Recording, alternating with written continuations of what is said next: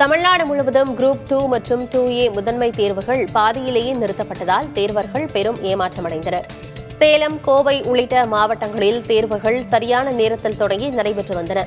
தேர்வு எழுதிக் கொண்டிருந்தவர்களிடம் திடீரென தேர்வாணையத்தின் உத்தரவுப்படி விடைத்தாள்கள் திரும்பப் பெறப்பட்டன.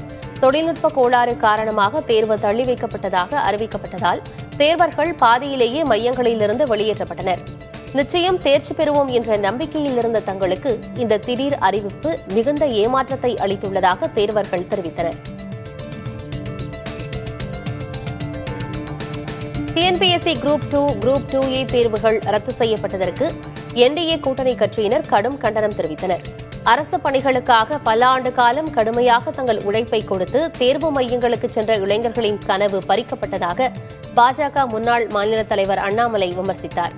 திமுக ஆட்சியில் நிர்வாகம் எப்படி இருக்கிறது என்பதை இந்த ஒரு நிகழ்வு வெளிச்சம் போட்டு காட்டிவிட்டதாக கூறியுள்ள எதிர்க்கட்சித் தலைவர் எடப்பாடி கே. பழனிசாமி, இந்த தவறுகள் எதிர்காலத்தில் வராமல் இருக்க முறையான நடவடிக்கைகளை எடுக்க திமுக அரசை வலியுறுத்தியுள்ளார்.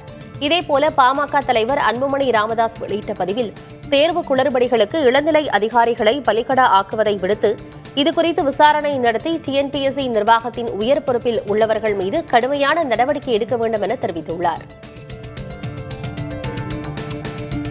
டிஎன்பிஎஸ்சியில் மிகப்பெரிய முறைகேட்டை மறைக்க குரூப் 2 தேர்வு ரத்து செய்யப்பட்டதா என்ற சந்தேகம் எழுவதாக தாவேகா தலைவர் விஜய் கூறியுள்ளார்.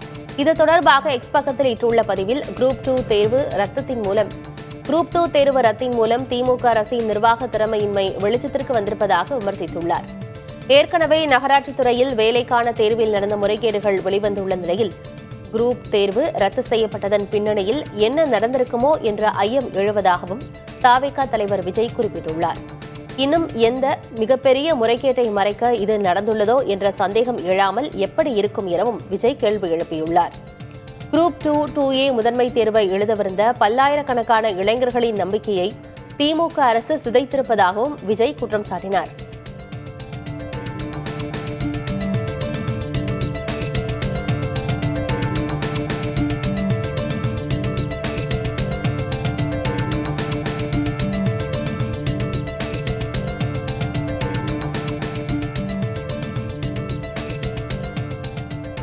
டிஎன்பிஎஸ்சி குரூப் 2 மற்றும் 2A முதன்மை தேர்வுகளில் ஏற்பட்ட குளறுபடிகள் காரணமாக தேர்வு கட்டுப்பாட்டு அலுவலராக இருந்த சண்முக சுந்தரம் பணியிட மாற்றம் செய்யப்பட்டுள்ளார்.